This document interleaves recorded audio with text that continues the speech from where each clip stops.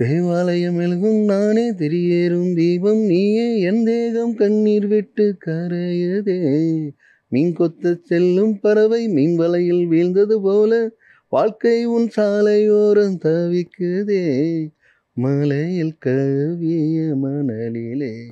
நிறைய பாடகர்கள் உருவாக வாய்ப்பு இல்லாமல் இருக்குது. ஸோ இப்போ என்ன சொல்கிறது, பாடகர்கள் இல்லாத பட்சத்தில் ஒரே வாய்ஸை நம்ம திரும்ப திரும்ப கேட்கும்போது மொனாட்டன்ஸ் ஆகும்.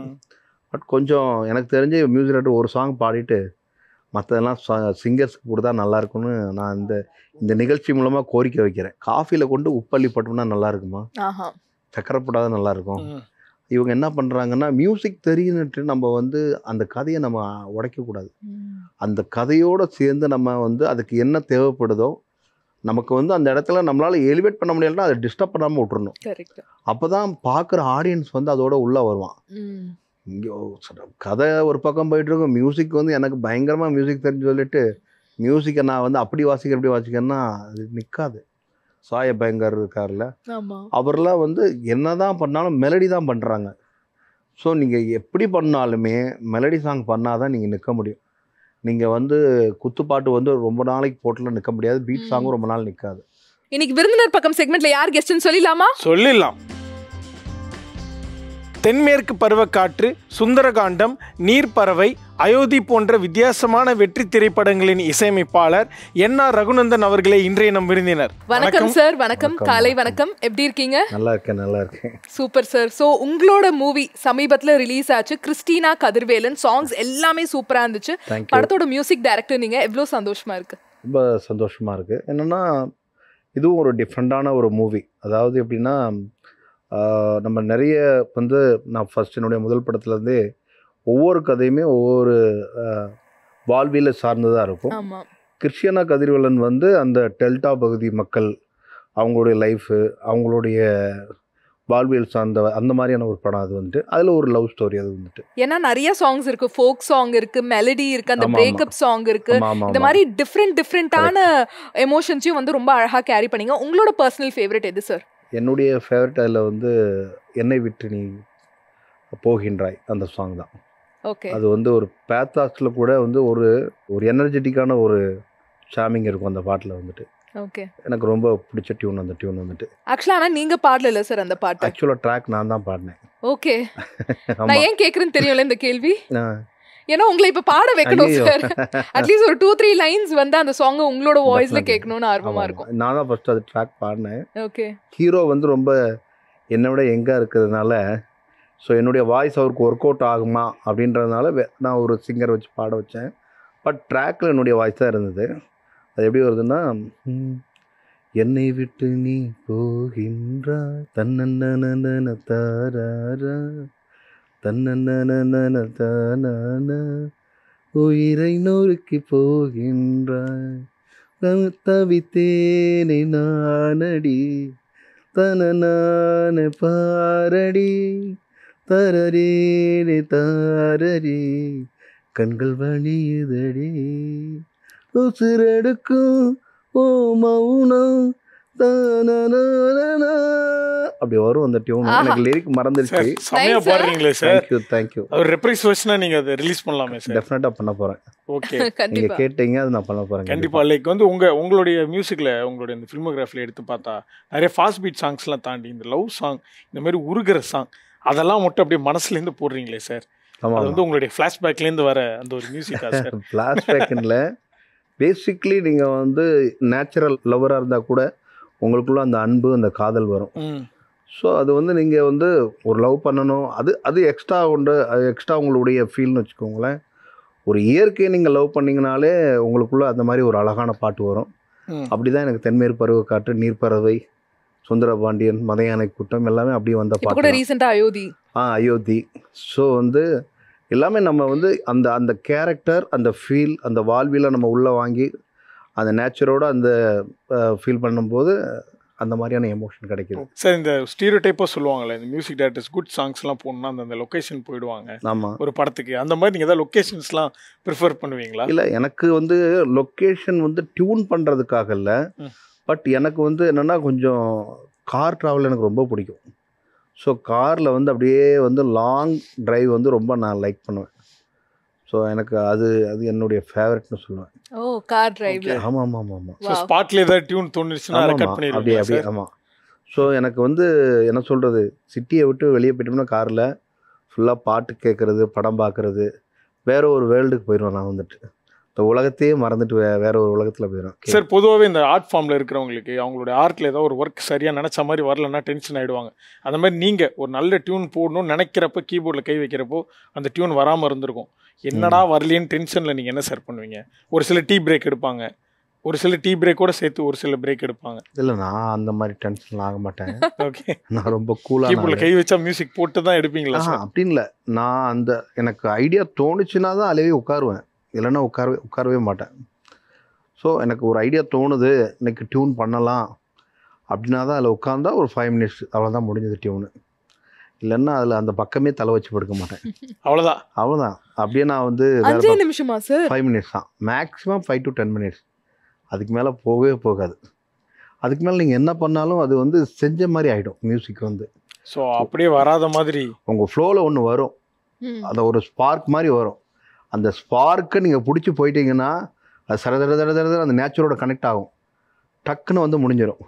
அதுக்கப்புறம் நீங்கள் தேடினாலும் கிடைக்காது. அதுதான் விஷயம். அதான் டியூனும் அப்படி தான் சார். அப்படி நீங்கள் வந்து ஒரு 5 minutesல போட்ட டியூன் ஏதாவது ஒரு டேரக்டர் வந்து ஓகே இல்லை எனக்கு கொஞ்சம் கரெக்ஷன்ஸ் வேணும்னு சொல்லி உங்களை வந்து நிறைய கரெக்ஷன்ஸ்லாம் வாங்கின ஏதாவது ஒரு பாட்டு இருக்கா? இல்லை, என்னை பொறுத்த வரைக்கும் நான் மேக்ஸிமம் வந்து நானே வந்து ஸ்க்ராட்ச் பண்ணிவிடுவேன், அந்த டியூன் கொடுக்க மாட்டேன். எனக்கு அது வந்து சாட்டிஸ்ஃபேக்ஷன் இல்லைன்னா அந்த டியூன் டைரக்டர் கேட்கவே மாட்டார். அதையும் மீறி நான் ஏதாவது ஒரு டியூன் கொடுத்தோம்னா அந்த டியூன் ரிஜெக்ட் ஆகிடும். அதாவது எனக்கு பிடிக்காம நான் கொடுத்தோம்னா அது ரிஜெக்ட் ஆகிடும். பட் எனக்கு 100% வந்து அது சாட்டிஸ்ஃபேக்ஷன் ஆயிடுச்சுன்னா அந்த டியூன் கன்ஃபார்மாக அது ஓகே ஆகிடும். ஏன்னா அப்படி தான் நான் வந்து பரபரெல்லாம் ஓகே பண்ணேன். ஸோ நான் வந்து அவர் எனக்கு சிச்சுவேஷன் சொன்னார், இந்த மாதிரி ஒரு குடிகாரன் ஒரு கிறிஸ்டியன் பொண்ணுடைய தலையில் கை வச்ச உடனே, அந்த பொண்ணு வந்து இவன் தலையில் கை வச்ச உடனே இவனுக்கு வந்து முதல் தடவையாக ஒரு பெண் வந்து தலையில் கை வச்சோன்னா அவனுக்கு வந்து அப்படியே உடம்பே சிலிர்க்குது, ஒரு 1000 watts பல்ப் அவங்க உடம்புல எரிஞ்ச மாதிரி இருக்குது. அப்படின்னா எப்படி ஒரு டியூன் இருக்கும், நீ அதை கற்பனை பண்ணிக்கோ, யூஸ்வலாக இருக்கக்கூடாது அப்படின்ட்டு. அப்படி நான் கற்பனை பண்ணது தான் அந்த பறவை ஒன்று வந்துச்சு சார். சூப்பர் பாட் சார். ஸோ வந்து அதை நான் ஃபீல் பண்ணி ஆகணும். எப்படின்னா ஒரு நடிகர் வந்து அவர் நடித்தா கூட அவரை நம்ம இமிடேட் பண்ணி தான் நம்ம டியூன் பண்ண முடியும். இந்த நடிகருக்கு வந்து அவர் வந்து இப்படி ஃபீல் பண்ணுவார் அப்படின்னு நான் அந்த கேரக்டராக நினச்சி ஃபீல் பண்ணணும், இல்லைன்னா டியூன் வராது. டியூன் வந்து வரும், அது எப்படி இருக்கும்னா செஞ்ச மாதிரி ஆகிடும். ஸோ மியூசிக் வந்து 2 விஷயமா இருக்குது. ஒன்று உங்கள் ஆன்மாவில் உங்கள் சோல்லேருந்து வர்றது, இன்னொன்று நீங்கள் கற்றுக்கிட்டதுலேருந்து வர்றது. ஸோ நீங்கள் சோல்லேருந்து வர்றது தான் உங்களை டச் பண்ணும். கற்றுக்கிட்டது வந்து என்னென்னா மியூசிக்காக வாட் ஆஃப் மியூசிக் ஃபேண்டாஸ்டிக் அப்படின்னு சொல்லிட்டு போயிட்டு இருக்கலாம். அதோட அப்படி நின்றோம். கேட்டோன்னு ஐயோ ஏதோ ஒன்று பண்ணுது, மனசு ஏதோ ரன் பண்ணுது, ஏதோ ஒன்று கரைக்குது அப்படின்னு சொல்கிறாங்கல்ல, அது எல்லா இசையமைப்பாளர்கிட்ட வந்து அவங்களுடைய அந்த ஆழம், அதனுடைய வலி, அதனுடைய அன்பு எல்லாமே அதுலேருந்து வரக்கூடிய விஷயம்தான். அண்ட் ஆக்சுவலாக உங்களை இன்டர்வியூ பண்ணும்போது கண்டிப்பாக இந்த ஒரு கேள்வி கேட்டே ஆகணும்னு ரொம்ப நாளாக வெயிட் பண்ணிட்டு இருந்தேன். இப்போ என்ஆர் ரகுநந்தன் அப்படின்னு நம்ம வந்து யூடியூப்ல போட்டாலே அண்டர் ரேட்டட் மியூசிக் டைரக்டர்னு சொல்றாங்க. இவர் வந்து இவ்வளோ சூப்பரான சாங்ஸ்லாம் கொடுத்துருக்காங்க, ஆனால் இவர் வந்து பெருசாக வெளி வரல அப்படிங்கிறாங்க. ஸோ அதுக்கு உங்களோட கருத்து என்ன சார்? இல்லை, ஆக்சுவலாக என்னென்னா அதுக்கு ஒரு கருத்து என்னென்னா, முதல்ல நான் என்ன சொல்கிறது, மீடியாவில் நிறைய வரணும், எனக்கு நான் பிஆர் பண்ணிக்கணும், எதுவுமே நான் பண்ணல. எப்படி நினச்சேன்னா மியூசிக் நம்ம நல்லா பண்ணியாச்சுன்னா நம்ம தானாக வெளியில் தெரிஞ்சிடுவோன்ட்டு. பட் அது இல்லை, ஆக்சுவலாக அது இப்போ தான் கற்றுக்கிட்டு வரேன் நான். அதில் நான் வந்து இப்போ தான் எல்கேஜியாக இருக்கேன். ஏன்னா உங்களுக்கு வந்து அன்றைக்கு 2010, 11, 12 அப்புறம் 14 ஐ திங்க் 14, 15 வரைக்கும் சோசியல் மீடியா பெருசாக ஆக்டிவாக இல்லை நான் மியூசிக் பண்ணிகிட்டு இருக்கும்போது. இப்போ 14க்கு அப்புறம் 15லேருந்து தான் ஆக்டிவாக மாறிச்சு. ஸோ பார்த்தீங்கன்னா இன்றைக்கி வந்து நீங்கள் இன்ஸ்டாகிராம்லேயும் ஃபேஸ்புக்லேயும் நீங்கள் வந்து இல்லைன்னா, உங்களுடைய விஷயத்த போடலன்னா நீங்கள் இந்த லைம்லைட்லேயே இல்லை. ஸோ அந்த ஒரு சூழலுக்கு தள்ளப்பட்டுட்டோம். ஸோ அதில் நான் வீக்கானதுனால தான் அது அன்ட்ரேட்டட்னு சொல்கிறாங்க. டெஃபினட்டாக அது மாறும். நீங்கள் வந்து சாங் கம்போஸ் பண்ணுறதை பற்றி சொன்னீங்க. ஒரு சில சாங்ஸ் வந்து சோலை டச் பண்ணும், ஒரு சில சாங்ஸ் வந்து வாவ் சூப்பர், அதோடயே நின்றோம் அப்படின்ற மாதிரி. ஸோ அப்படி உங்களுக்கு சோலை டச் பண்ண பாட்டுனா கிறிஸ்டினா கதிர்வேலனில் எல்லா பாட்டும் உங்களுக்கு கண்டிப்பாக சோல் டச் பண்ணி தான் நீங்கள் கம்போஸ் பண்ணியிருப்பீங்க. ஸோ அந்தந்த பாடல்கள் என்னென்ன சுச்சுவேஷன் கொடுத்தாங்க, யார் யார் பாடினாங்கன்ற லிஸ்ட் மட்டும் சொல்லுங்கள். எனக்கு வந்து முதல் பாட்டு வந்து ஒரு லவ், அந்த பொண்ணை வந்து ஃபஸ்ட் டைமாக அவங்க ஹீரோ பார்த்த உடனே வந்துட்டு ஒரு ஒரு அஃபெக்ஷன், லவ்னு சொல்ல முடியாது. நம்ம நார்மலாக வந்து ஒரு யங்ஸ்டர் காலேஜில் படிக்க போயிடணும், ஸ்கூலில் படிக்க போயிடணும், ஒரு அழகான பொண்ணு வந்து அவன் முன்னாடி போயிடுச்சுன்னா எப்போதுமே ஒரு அந்த ஈர்ப்புன்னு சொல்லுவாங்கல்ல, அந்த மாதிரி இந்த பையனுக்கு ஒரு ஈர்ப்பு வருது. ஆனால் படம் எனக்கு ஷூட் பண்ணிட்டு வந்துட்டாங்க, படத்தை வந்து எடுத்து வந்துட்டாங்க. ஸோ படம் பார்த்துட்டு தான் நான் மியூசிக் போட்டேன். ஸோ ஃபஸ்ட்டு அந்த பார்த்ததும் பிடிச்சி போச்சு ஒன்று, அந்த சாங் தான் கம்போஸ் பண்ணேன். ஸோ எனக்கு அது என்ன சொல்கிறது, ஒரு லவ், ஜாலியான ஒரு லவ்வாக இருந்துச்சு அந்த பாட்டு பண்ணும்போது. ஏன்னா அந்த பொண்ணு சைடு வந்து லவ் இருக்காது, இவன் சைடு வந்து ஆஹா நமக்கு ஒரு பொண்ணு, அழகான ஒரு பொண்ணு கிடைச்சிருச்சு லவ் பண்ணுறதுக்கு அப்படின்னு அந்த இவனுடைய பாயிண்ட் ஆஃப் வியூவில் பாடுற மாதிரி தான் பாட்டு. ஸோ அதனால ஒரு ஹாப்பியாக அந்த பாட்டு பண்ணேன். நெக்ஸ்ட்டு வந்து இந்த கிராமத்தில் ஊர் எல்லாமே கூடி வந்து திருவிழா மாதிரி கொண்டாடுறாங்க, அதில் கும்மிலாம் வைக்கிறாங்க அப்படின்னா அங்கே ஒரு ஃபோக் மாதிரி ஒன்று பண்ணோம், திருவிழா சாங் மாதிரி. அதுக்கப்புறம் பார்த்திங்கன்னா ஒரு அப்பாவுக்கும் பையனுக்கும் வந்து சின்ன வயசுலேருந்து பெருசாக பேச்சுவார்த்தை இல்லை. இப்போ அப்பா வந்து என்ன ஆயிடுச்சுன்னா அவரு ஒரு வித்தியாசமான ஆள், ரொம்ப பாண்டிங்காக சின்ன வயசுலேருந்து இருந்தவர் வந்து திடீர்னு இறந்துடுறாரு. இவனால் அதை ஏற்றுக்க முடியல. ஸோ நம்ம அப்பா இவ்வளோ நாள் நம்ம கூட பேசாமே இருந்துட்டு போயிட்டாரு அப்படிங்கும்போது அதை நினச்சி ஒரு சாங்கு. அதுக்கப்புறம் அந்த லவ்ன்றது வந்து இவனுக்குள்ளே தான் இருக்குது, அந்த பொண்ணுக்குள்ளே துளி அளவும் இல்லை. ஆனால் என்னென்னா அந்த பொண்ணுக்கு சின்னதாக இவன் மேலே ஒரு சின்னதாக ஒரு இது வருது, அஃபெக்ஷன் வருது. ஆனால் 2 பேரும் பிரிய போகிறாங்க. ஸோ அந்த சிச்சுவேஷன் தான் அந்த என்னை விட்டு நீ போகின்றாய். ஆனால் எல்லாமே இவனுடைய பாயிண்ட் ஆஃப் வியூவில் தான் சாங் இருக்கும். அந்த படமே கிளைமேக்ஸ் வரைக்கும் அந்த பொண்ணு லவ்வே சொல்ல மாட்டான், இவன் தான் ஃபுல்லாக ஃபாலோ பண்ணிட்டு இருப்பான். கிளைமேக்ஸில் தான் அவன் லவ்வே சொல்லுவான். ஸோ அந்த மாதிரியான ஒரு படம் அது. சார் ஆக்சுவலாக கதையே வந்து ரொம்ப வித்தியாசமா இருக்கு. நீங்க எப்படி சார் இந்த ப்ராஜெக்ட்குள்ள வந்தீங்க? டைரக்டர் சொன்னோனே உங்களுக்கு ரொம்ப பிடிச்சிடுச்சா கதை? அந்த டைரக்டரே வந்து எப்படின்னா என்னுடைய நீர்ப்பறவை சாங்கோடைய பெரிய ஃபேன், அதனால தான் நான் பண்ணினேன். எப்படி வந்து உங்களை வந்து இம்ப்ரெஸ் பண்ணார் சார்? ஆமாம், அவர் என்கிட்ட சொன்னார், என்கிட்ட ஒரு நாட் மட்டும் தான் சொன்னார். சார் இந்த கிளைமேக்ஸ் மட்டும் உங்களை கண்டிப்பாக பாதிக்கும், இந்த இன்ட்ரோல் பிளாக்கும் உங்களை பாதிக்கும். ஏன்னா இன்ட்ரோல் பிளாக்கில் ஒரு 2 பேரும் வந்து சாட்சி கையெழுத்து போட போகிறாங்க. சாட்சி கையெழுத்து போட போனவங்க வந்து பார்த்தீங்கன்னா அவங்க 2 பேருக்கு மேரேஜ் ஆன மாதிரி லெட்டர் வந்துடும். ஸோ அங்கேருந்து இஷ்யூ ஆரம்பிக்கும். எண்டில் வந்து இவங்க 2 பேரும் சேர போகிறாங்க அப்படிங்கும்போது அங்கே ஒரு பெரிய ட்ராஜடி ஆகும். ட்ராஜடி ஆகி திரும்பியும் ஒரு எமோஷன் போகும். அப்படின்னா எல்லா பெண்களுமே இப்படி ஒரு கணவன், இப்படி ஒரு காதல் நமக்கு கிடைக்க மாட்டானா அப்படின்ற மாதிரி கிளைமேக்ஸ் போய் முடியும். அதாவது எப்போதுமே பெண்களும் சரி ஆண்களும் சரி, ஒரு மனைவியாக இருந்தால் தன் கணவனுக்கு தியாகம் பண்ணுறவங்கள தான் பிடிக்கும், ஒரு கணவனாக இருந்தால் மனைவிக்கு தியாகம் பண்ணுறவங்கள தான் பிடிக்கும் அதிகமாக. உண்மையான லவ்ன்றது அது இந்த படம் பேசுது. அந்த விஷயத்த படம் பார்த்து வெளியே வரும்போதெல்லாம் இப்படி ஒரு கணவன் கண்டிப்பாக நமக்கு கிடைக்கணும், இப்படி ஒரு காதல் நமக்கு கிடைக்கணும் அப்படின்ற மாதிரி ஒரு ஏக்கம் வரும். அப்படி இந்த படம் வந்து ஒரு தாக்கத்தை ஏற்படுத்தும். சரி, இப்போ கிறிஸ்டினா கதிர்வேலன், இதுக்கு முன்னாடி வந்து மருதம், ஸோ பேக் டு பேக் வந்து சைமல்டேனியஸாக ஒரு வாரத்தில் வந்து ஒரு படங்கள் ரிலீஸ் ஆகுது. ஸோ ஒரே நேரத்தில் கம்போஸ் பண்ணிக்கலாம் சார் 2 படத்துக்கு, இல்லை கால அவகாசங்கள் இருந்துச்சா? மாறி இல்லை, கால அவகாசங்கள் இருந்துச்சு. எனக்கு முதல்ல மருதம் தான் நான் பண்ணினேன், வித்தார்த்தோடு கூட பண்ணேன். ஏன்னா வித்தார்த்தோடைய 2வது படம் அது. கஜேந்திரன்றவர் டைரக்ட் பண்ணார். ஸோ அது கொஞ்சம் டிஃப்ரெண்டான ஸ்டோரி தான் அதுவும்.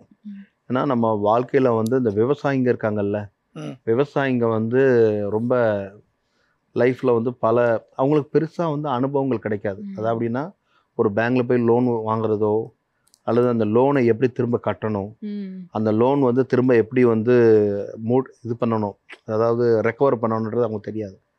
அப்படி ஒரு விஷயம் போய் லோனில் போய் அவங்க ஃபாதர் வச்சுதா சொல்லி ஒரு பேங்க்கில் நடக்கிற லோன் ராபரியை பற்றி தான் அந்த படம்.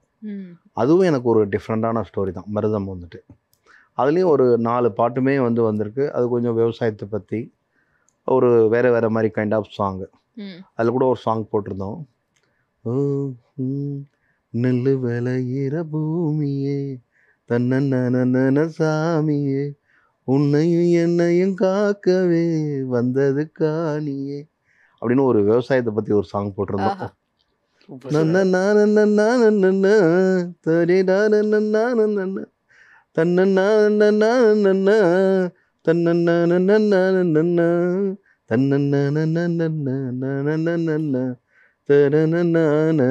ஒரு டியூன் வரும் அதில். Super sir. ஆமா, அந்த விவசாயத்தை பத்தி முழுக்க முழுக்க சொல்ற மாதிரி ஒரு பாட்டு அது. ஸோ அதே மாதிரி மருதம் படத்துல எந்த விஷயம் வந்து உங்களை ரொம்ப இம்ப்ரெஸ் பண்ணுச்சு சார்? வித்தார்த் அவர்களோட காம்பினேஷன் ஓகே சூப்பரா நல்லா ஒர்க் அவுட் ஆயிடுங்கிறதுனால வந்து ஓகேன்னு சொன்னீங்களா, இல்ல கதைக்களமா வந்து வித்தியாசமா இருந்துச்சு உங்களுக்கு எக்ஸ்பெரிமெண்ட் பண்ற மாதிரி? இல்ல, எனக்கு வந்து கதைக்களமே எக்ஸ்பெரிமெண்டலா இருந்துச்சு. ஏன்னா வித்தார்த்தோட 2வது படம் நான் பண்றேன். பட் இருந்தாலும் எனக்கு கதையே வந்து ரொம்ப புதுசா இருந்ததுனால தான் நான் ஒத்துக்கிட்டேன். ஓகே. ஸோ அந்த கதையும் அந்த அந்த வாழ்வியலும் அதெல்லாம் எனக்கு புதுசா இருந்துச்சு. அதனால அதை ஒத்துக்கிட்டேன் நான் வந்துட்டு. சரி, நீங்கள் சொன்னீங்க நீர்ப்பறவை சாங்குடைய மிகப்பெரிய ஃபேன் கிறிஸ்டினா கதிரவனுடைய டேரக்டர்னு. அவர் மட்டும் கிடையாது, நாங்கள் எல்லாருமே. ஸோ அதுலேருந்தே வந்து உங்களோட இசையிலே ஜிவி சார் பாடினார்னா அந்த பாட்டு எங்களுக்கு பயங்கர ஃபேவரட்டான பாட்டு. பட் ரொம்ப நாளாக அந்த கேப் விழுந்துச்சு சார். எப்போ சார் அந்த காம்போ திரும்ப?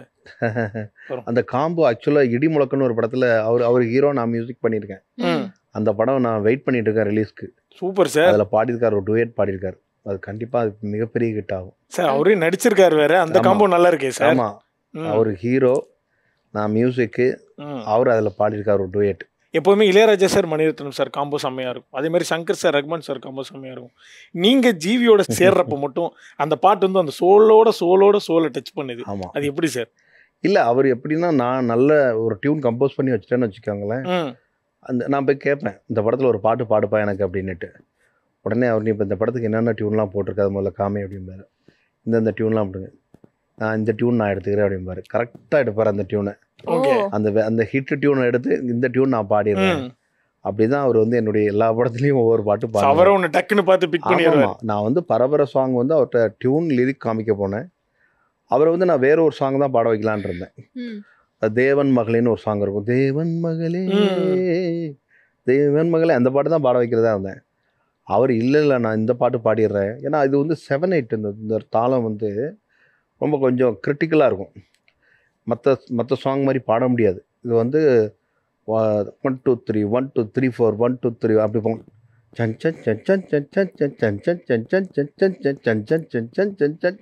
அப்படி போகும்.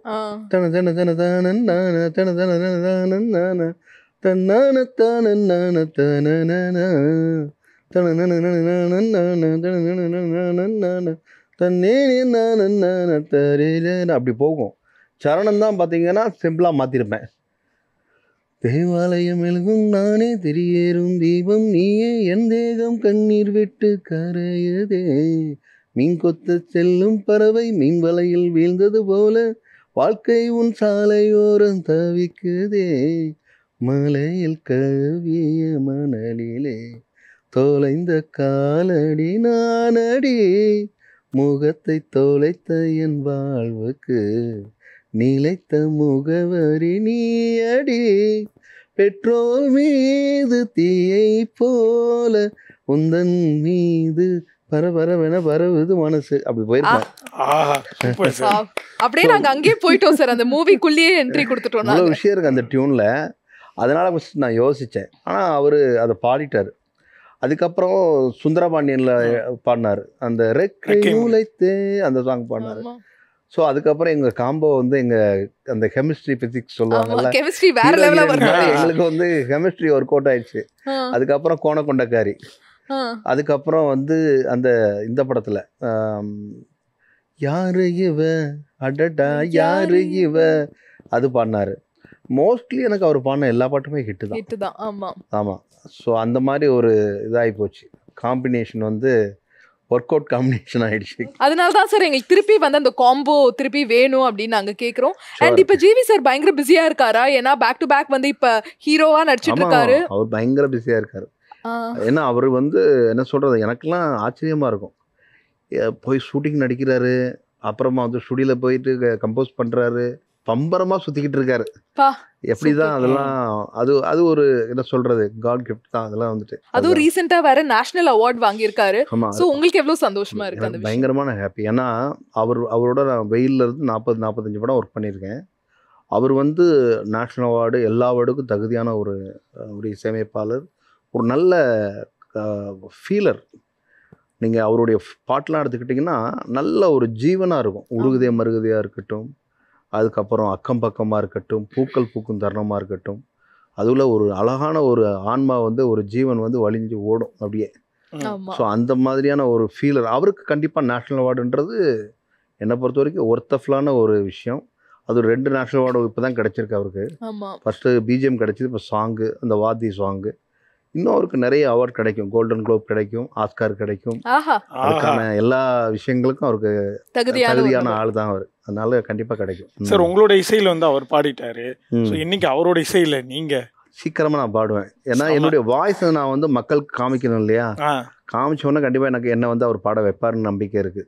ஓகே, பாட வச்சுருவார் கண்டிப்பாக. ஓகே, பட் ஆனால் அவரோட ஸ்டைல் நீங்கள் நிறைய பார்த்துருப்பீங்க, நிறைய ஜானரில் நீங்கள் சொன்ன மாதிரி நிறைய அந்த ஒரு ஜீவன் இருக்கிற பாடல்கள் நிறைய போட்டிருக்காரு.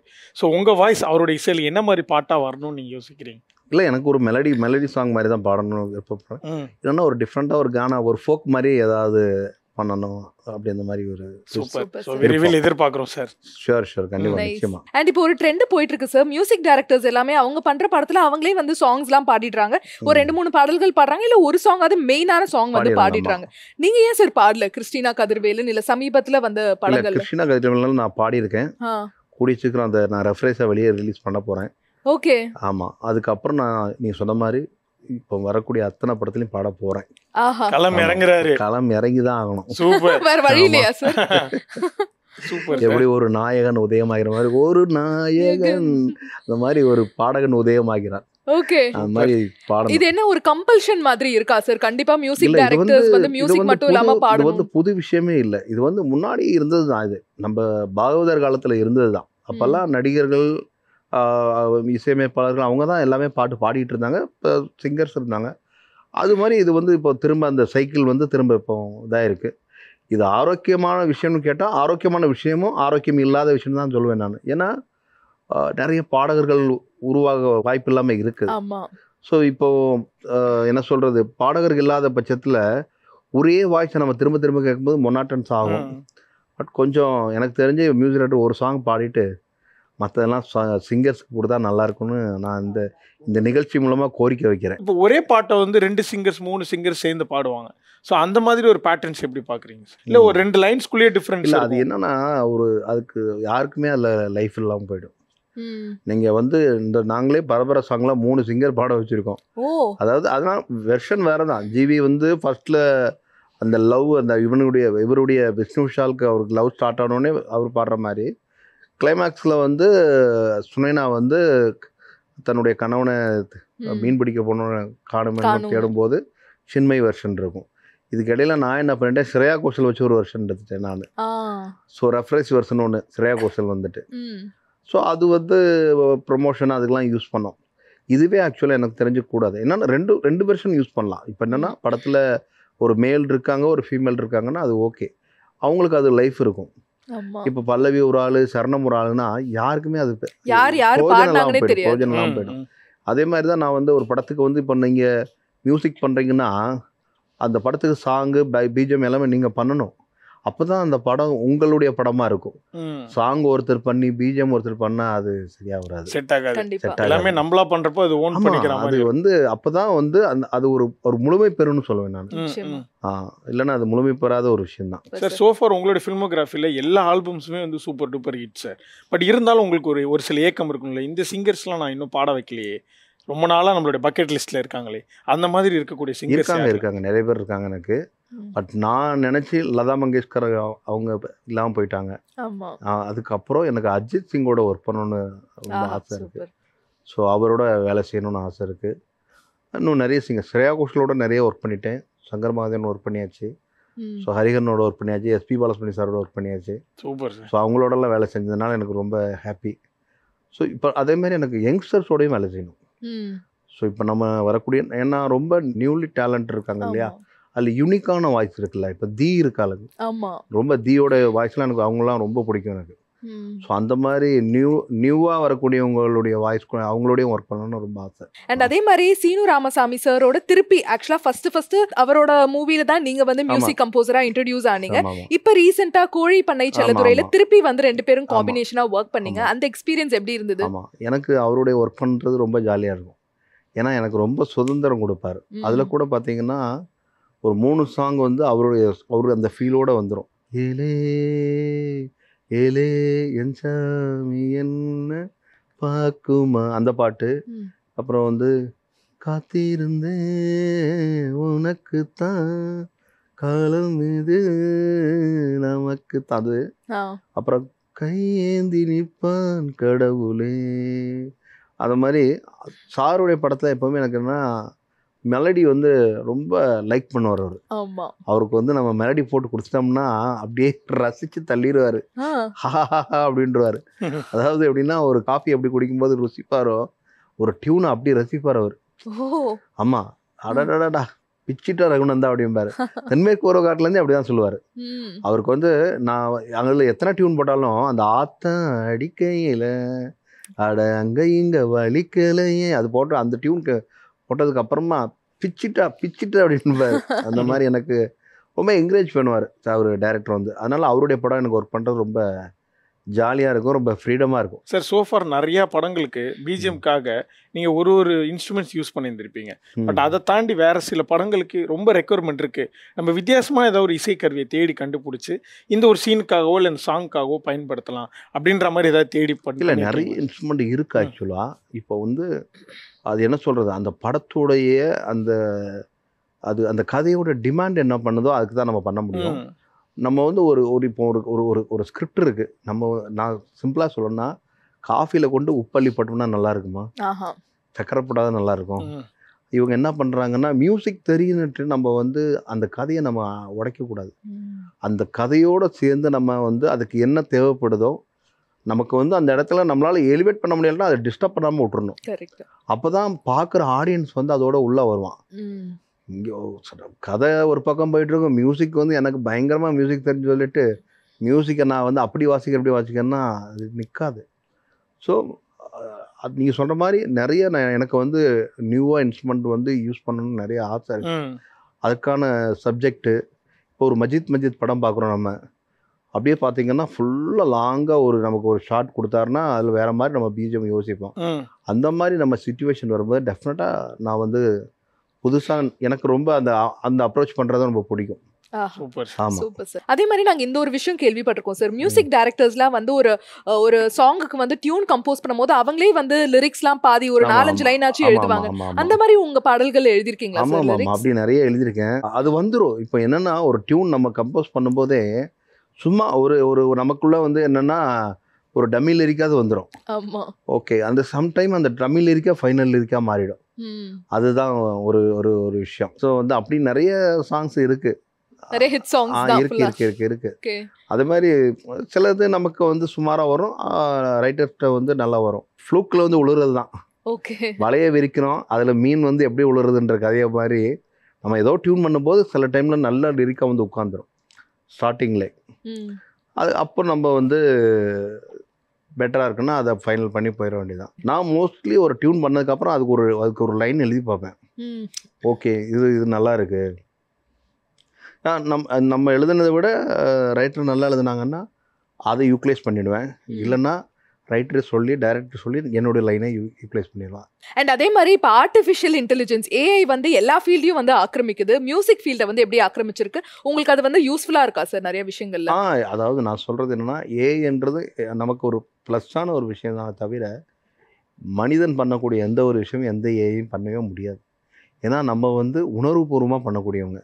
ஏஐக்கு உணர்வுபூர்வம் உண்டா? கிடையாது. அது ஒரு ஜஸ்ட் ஒரு மெஷின், அவ்வளோதான். மெஷின் ஒரு சாஃப்ட்வேர், அவ்வளோதான். அதோட அதுக்கு மேலே அதெல்லாம் அது ஒன்றும் இது பண்ணாது.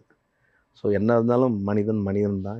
ஓகே, ஏன்னா இந்த மாதிரி பரவலா கேட்குறோம், அவ்வளோதான். மியூசிக் டைரக்டரோட இடத்தையும் வந்து ஏஏ எடுத்துரும். ஏன்னா வந்து டக்குன்னு நம்ம வந்து இதுதான் அப்படின்னு வந்து ப்ராம்ப்ட் கொடுத்தா அதுவே வந்து மியூசிக் கொடுத்தது, அதுவே வந்து சிங்கர்ஸும் வந்து ரெடி பண்ணி அதுவே பாடியும் கொடுக்குது அப்படின்னு. இல்லை, அது இருக்கலாம். பட் வந்து இன்னும் பல யுகங்களும் ஒண்ணுமே பண்ண முடியாது. ஏன்னா ஏன் கடவுள் ஒன்று படைப்பு என்னன்னா அது மனிதன் தான் வந்து அந்த விஷயங்களை யோசிச்சு கிரியேட் பண்ணி அவன் கொடுத்தாதான் மனிதன் பண்றதுதான் இந்த நம்ம எல்லாருக்குமே பிடிக்குமே தவிர ஏஐக்கு எந்த ஒரு கிடையாது. அது என்னன்னா நீங்கள் இப்போ நம்ம ஒரு கம்ப்யூட்டர் லேப்டாப்பை நீங்கள் கை வச்சு தட்டும் போது அது ஆட்டோமேட்டிக் ஆன் ஆகிற மாதிரி அந்த வேலையை தான் அது செய்யுமே தவிர அதுக்கு கிரியேஷன் என்பதுலாம் வரவே வராது. ஓகே. அதனால ஏஐன்றது ஒரு பெருசாக என்னை பொறுத்த வரைக்கும், ஆனால் நமக்கு சில விஷயங்கள் அது இப்போ நமக்கு எப்படி நம்ம வீட்டில் உட்காந்துக்கிட்டே ஆர்டர் பண்ணி சாப்பிட்ற மாதிரி ஏஐ நமக்கு ஒரு ஹெல்ப் பண்ணும் சில விஷயங்களுக்கு. பட் உணர்வுபூர்வமான விஷயங்களுக்கு 100ல் 0% கூட அது பண்ணாது. ஓகே. இதுதான் உண்மை. சார் உங்களோட அப்கமிங் ப்ராஜெக்ட்ஸ் என்னென்ன சார்? இப்போ என்னுடைய இப்போ நெக்ஸ்ட் வந்து லைக்கா ப்ரொடக்ஷனில் வந்து ஜீவா அப்படின்ற டைரக்ஷனில் வந்து அனுபமா பரமேஸ்வரனுடைய லாக்டவுன் படம் வந்து அடுத்த ரிலீஸ்க்கு ரெடி ஆகிட்டு இருக்கு. அப்புறம் வந்து பகவான் கிருஷ்ணான்னு ஒரு டைரக்டர், அவருடைய படம் வந்து விலாநாயகன் ரொம்ப நல்லா வந்திருக்கு அந்த படம் வந்துட்டு. அதுக்கப்புறம் யோகி பாபு ஹீரோவா, சுரேஷ் ரவி யோகி பாபு நடித்த படம் ஆலம கன்னியப்பன் அப்படின்ட்டு இவர் நம்ம அதுவும் ஜீவான்னு ஒரு டைரக்டர் தான். அதுக்கப்புறமா தினந்தோறும் நாகராஜ் சாருடைய படம் ஒன்று போயிட்டுருக்கு ரெக்கார்டிங் வந்து. பிளாக் ஃபாரஸ்ட்னு ஒரு படம் போயிட்டுருக்கு. அதுக்கப்புறமா நிறைய படம் ஒரு 4-5 படம் லைனப்பில் போயிட்டுருக்கு. சீனு சாருடைய அடுத்தது இடிமுழக்கம் மதுரை அது வந்துட்டு இருக்கு, ரிலீஸ் ஆக போகுது. அப்புறம் மீன்பாடி வண்டின்னு ஒரு கூத்து பற்றி ஒரு படம் பண்ணியிருக்கேன், அது ரொம்ப நல்லா வந்திருக்கு அந்த படம் கூட. அந்த படமும் போய்கிட்டு இருக்கு. ஸோ இப்படி லைனப்பில் அப்படி போயிட்டு இருக்கு. ஏகப்பட்டது இருக்குல்ல சார், உங்களுக்கே மறந்துரும் போல. அதுக்கப்புறம் மெயின் படம் சசிகுமார் சார் படம் அடுத்த படம் பண்ணிட்டு இருக்கேன். ஆமா, டைரக்டர் வந்து குரு அப்படின்னுட்டு அவருடைய படம் ஒன்று பண்ணிட்டு இருக்கேன். அந்த படம் எனக்கு ரொம்ப அது ஒரு பெரிய படம். அது வந்துட்டு இப்போ அடுத்த ட்ரெண்ட் ஒன்று உருவாயிட்டு இருக்கு சார். மியூசிக் டைரக்டர்ஸ்லாம் இப்போ ஹீரோ ஆயிட்டு இருக்காங்க. ஆமா. ஸோ அடுத்து எப்போ நீங்க களம் இறங்க போறீங்க நடிகரா? கதையின் நாயகனா? ஏன்னா ஜிவி பிரகாஷ் சாரே நமக்கு தெரியும். நான் கதையின் நாயகனா போக மாட்டேன், கதைக்கு பின்னாடி காமெடி நாயகனா வேணா போவேன். பட் நடிக்கணுன்ற ஆசை ஆனா இருக்கு. டெஃபினட்டா பண்ணுவேன், அதுக்கான கரெக்டான ரோல் வந்துச்சுன்னா பண்ணுவேன். நான் இப்படி எதிர்பார்க்குறேன் சார், நீங்க நடிக்க அந்த படத்துக்கு ஜிவி மியூசிக் கூட கண்டிப்பா நடக்கலாம். மேபி எல்லாம் கடவுளுடைய கையில இருக்கு. Super sir. ஏன்னா அவரு நடிச்சு நான் மியூசிக் பண்ணிட்டேன். சோ நான் நடிக்கிற படத்துக்கு அவருக்கு மியூசிக் பண்ணா வேற லெவலா இருக்குமே. Nice. Sure sure. And Tamil தவிர வேற என்னென்ன லாங்குவேஜஸ்ல எல்லாம் எக்ஸ்பெரிமென்ட் பண்ணனும் உங்களுக்கு வந்து எக்ஸ்ட்ரா இன்ட்ரெஸ்ட் இருக்கு? லாங்குவேஜ்ன்றதுல எந்த லாங்குவேஜ் போனாலும் நல்ல கதை, நல்ல நமக்கான அந்த சோர்சஸ் இருந்துச்சுன்னா டெஃபினட்டாக அந்த படத்துக்கு மியூசிக் பண்ணுவேன். மஜித் மாதிரி பெரிய டைரக்டருடைய படத்துக்கு மியூசிக் பண்ணணும்னு எனக்கு ஆசை இருக்கு. ஆஹா, சூப்பர். அண்ட் இப்போ நீங்க சோஷியல் மீடியாலாம் பாத்தீங்கன்னா எல்லாம் 15-20 செகண்ட்ஸ்லயே ஒரு பாட்டு வந்து ட்ரெண்ட் ஆயிடுது. அந்த ஃபுல் பாட்டை கேட்கறாங்களோ இல்லையோ, அந்த 15-20 செகண்ட்ஸ் மட்டும் கேட்டுட்டு அதுக்கு வந்து டான்ஸ் ஆடுறாங்க, பாட்டுக்கு வந்து வேற லெவலா வைப் ஆகுறாங்க. ஸோ இந்த மாதிரி 2K கிட்ஸ்க்கு வந்து பிடிக்கிற மாதிரி இந்த ஃபாஸ்ட் பீட் சாங்ஸ் போட்டாதான் ட்ரெண்ட் ஆகுமா? அப்படிலாம் இல்லை, 2K கிட்ஸ்லாம் தாண்டிட்டோம். இப்போ நம்ம வந்து ஜென்சி கிட்ஸ்க்கு போயிட்டு வைப்போம். சாய பயங்கர் இருக்கார்ல, அவர்லாம் வந்து என்னதான் பண்ணாலும் மெலடி தான் பண்ணுறாங்க. ஸோ நீங்கள் எப்படி பண்ணாலுமே மெலடி சாங் பண்ணாதான் நீங்கள் நிற்க முடியும். நீங்கள் வந்து குத்துப்பாட்டு வந்து ரொம்ப நாளைக்கு போட்டுலாம் நிற்க முடியாது, பீட் சாங்கும் ரொம்ப நாள் நிற்காது. ஸோ வந்து நீங்கள் சொன்ன மாதிரி நீங்கள் எந்த அந்த சின்னதாக 20 செகண்டில் நீங்கள் பண்ணால் கூட அதை வந்து அவங்கள ஈர்க்கிற மாதிரி ரொம்ப ஏதோ ஒன்று அட்ராக்ஷன் பண்ணணும். அது பண்ணிடுச்சுன்னா அவங்களுக்கு பிடிச்சிடும். அந்த ஃபுல் சாங் அவங்களுக்கு பிடிக்காட்டியும் அந்த ஒரு பார்ட் மட்டும் பிடிச்சாலே இப்போ அதை வச்சு ரீல்ஸ் பண்ணுவாங்க, பயங்கரமாக ரீச் ஆகிடும். அது வந்துட்டு அது நல்ல, எனக்கு தெரிஞ்ச நல்ல ஆரோக்கியமான விஷயம் தான். அன்றைக்கி வந்து என்ன சொல்கிறதுன்னா, மியூசிக் அன்றைக்கி வந்து நிறைய விஷயங்களில் வந்து லைக் பண்ணுறாங்க. அது ரொம்ப ரொம்ப ரொம்ப வந்து என்னை பொறுத்த வரைக்கும் ஆரோக்கியமான விஷயம் தான் நான் சொல்லுவேன். சார் இந்த மியூசிக் டைரக்டர்ஸ்குள்ளே வந்து கொலாப் பண்ணிப்பாங்க சார். இப்போ ஜிவியோட இசையில் யுவன் பாடுவார், யுவன் இசையில் ஜிவி பாடுவார், உங்களுடைய இசையிலுமே ஜிவி அவர்கள் பாடியிருக்காரு. இப்போ நீங்கள் சொல்லிட்டு இருந்தீங்க அவரோட இசையில் நான் கண்டிப்பாக சீக்கிரமாக பாடுவேன்னு சொல்லிட்டு. அந்த மாதிரி ஜிவியை தாண்டி இருக்கக்கூடிய மியூசிக் டைரக்டர்ஸோடைய லிஸ்ட் இவங்களெல்லாம் நான் பாட வைக்கணும். அது ரஹ்மான் சாராக இருக்கலாம், ராஜா சாராக இருக்கலாம், யுவன் சாராக இருக்கலாம், இல்லை உங்களுடைய ஃபேவரட்ஸாக இருக்கலாம். இப்போ ஆக்சுவலாக எனக்கு வந்து ஜிவி பாடிட்டார், அனிருத் பாடிட்டார். ஸோ நெக்ஸ்ட்டு வந்து நீங்கள் சொன்ன மாதிரி ரஹ்மான் சார் பாடணும். Super sir. அதுக்கப்புறம் வந்து விஷால் தத்லானின்னு ஹிந்தி மியூசிக் டைரக்டர் இருக்காரு, அவர் பாட வைக்கணும். அப்படி நிறைய யாரெல்லாம் ரொம்ப நல்லா சோல்ஃபுல்லாக பாடுறாங்களோ அவங்கள ஃபுல்லாக பாட வைக்கணும். சார் இப்போ இந்த ரீசெண்டாக இந்த பேன் இந்தியா சினிமா வந்து ஒரு பயங்கர கல்ச்சரில் இருக்குது. அதாவது வந்து எல்லாருமே கொலாப் பண்ணி, எல்லா லாங்குவேஜில் இருக்கக்கூடிய ஹீரோஸ் கொலாப் பண்ணி ஒரு மாஸ் படமாக மட்டுமே தான் எடுக்கிறாங்க. கதைகள்லாம் ஒரு பக்கம் இருந்தாலும் ஒரு மாதம் ஒரு பிஜிஎம் போட்டு இறக்கி தியேட்டர் மூமெண்ட்டுக்காக ஒரு சில படங்கள் எடுக்கிறாங்க. நீங்கள் இன்றைக்கே யோசிச்சிருக்கீங்களா, நம்மளுடைய வந்து இந்த சோல்ஃபுல்லான கம்ஃபர்ட் ஜோனை விட்டுட்டு ஒரு படம் ஏதாவது ஆட் ஒன் அவுட்டாக அந்த மாதிரி பண்ணலாமே, ஃபுல் அண்ட் ஃபுல் ஒரு மாஸ் படம் பேன் இந்தியாவா அப்படின்ற மாதிரி ஏதாவது தாட் இருந்திருக்கு? இல்லை, டெஃபினட்டாக பண்ணலாம். பட் அதில் நமக்கு என்ன, நமக்குன்னு ஒரு இடம் இருக்கு இல்லையா, அங்கே நம்ம ஸ்கோர் பண்ணிடணும். நீங்கள் படம் முழுக்க வந்து இருக்காது, ஒரு இடத்துல உங்களுக்கு ஒரு ஸ்கோர் பண்ணுறதுக்கு ஒரு இடம் கிடைக்கும், அந்த இடம் அங்கே நீங்கள் கண்டிப்பாக பண்ணிடலாம். Super sir. ஸோ டெஃபினட்டாக பண்ணுவேன், அப்படி ஒரு படம் பேசிகிட்டு இருக்கோம். நீங்கள் ரசிக்கக்கூடிய வேற ஒரு ஹீரோ, இவருக்கு நான் ஒரு மாஸ் பிஜிஎம் போட்டால் செம்மையாக இருக்கும், தேட்டரில் பார்க்க நான் விருப்பப்படுறேன் அப்படின்னா அது யாரும் இல்லை. எல்லா ஹீரோக்குமே நம்ம அப்படி தான் சொல்லணும். ஏன்னா நான் ஒரு ஹீரோன்னு சொல்லக்கூடாது. ஆமா, சொன்ன அப்புறம் வந்து அது சரியா மத்த ஹீரோஸ்லாம் யோசிச்சுப்பாங்க ஏன் நம்ம பேரை சொல்லல. ஆமா, அதனால எல்லா ஹீரோக்குமே எனக்கு பண்ணணும் விருப்பம் தான். Okay sir. அதே மாதிரி வந்து நீங்க ஒர்க் பண்ணணும்னு நினைக்கக்கூடிய டைரக்டர்ஸ் இவங்கெல்லாம் இன்னும் ஒரு பக்கெட் லிஸ்ட்ல இருக்காங்க, இவங்க கூட நான் ஒர்க் பண்ணணும் அப்படின்னு? இல்லை, எனக்கு நிறைய டேரக்டர்ஸோட வேலை செய்யணும்னு ஆசை இருக்குது. என்னென்னா எனக்கு வந்து யங்ஸ்டரோட வேலை செய்கிறது தான் எனக்கு ரொம்ப பிடிக்கும். ஏன்னா யங்ஸ்டரோட வேலை தான் புது புது விஷயங்கள் நிறைய பண்ணலாம். பட் லெஜண்டோடய வேலை செய்ய எனக்கு பிடிக்கும். என்னென்னா அவங்கக்கிட்ட வந்து நம்ம எக்ஸ்பீரியன்ஸ் இருக்குது, அனுபவம் இருக்குது, அதெல்லாம் நம்ம கற்றுக்கலாம். நான் பாரதிராஜ் சார் கூட வேலை செஞ்சுட்டேன். அதே மாதிரி நெக்ஸ்ட்டு வந்து பெரிய டைரக்டர்ஸ் நம்ம வந்து என்ன சொல்கிறது, என்னை பொறுத்த வரைக்கும் கற்பனை காண்றதை விட அது ப்ராக்டிக்கலாக ஒர்க் அவுட் பண்ணுறது தான் நான் வந்து என்ன சொல்கிறது, அது சாத்தியமாக இருக்கும்னு நினைக்கிறேன். ஸோ இவ்வளோ நேரம் வந்து ரொம்ப அழகாக ரொம்ப யதார்த்தமாக நிறைய விஷயங்கள் உங்களோட சினிமா ஜேர்னி பற்றி ஷேர் பண்ணீங்க. அண்ட் நம்மளோட தமிழ் சினிமாவுக்கு ஏகப்பட்ட சூப்பர் டூப்பர் ஹிட் சாங்ஸ்லாம் கொடுத்துருக்கீங்க. இன்னும் நிறைய ஹிட் சாங்ஸ் நீங்கள் கொடுத்துக்கிட்டே இருக்கணும், உங்களோட மியூசிக்கை வந்து நாங்கள் ரசிச்சுக்கிட்டே இருக்கணும். அண்ட் உங்களோட அப்கமிங் ப்ராஜெக்ட்ஸ் எல்லாமே வந்து சூப்பர் டூப்பர் ஹிட் ஆகணும் சார். நிகழ்ச்சிக்கு வந்ததுக்கு ரொம்ப ரொம்ப நன்றி. ரொம்ப நன்றி. நன்றி, தேங்க்யூ.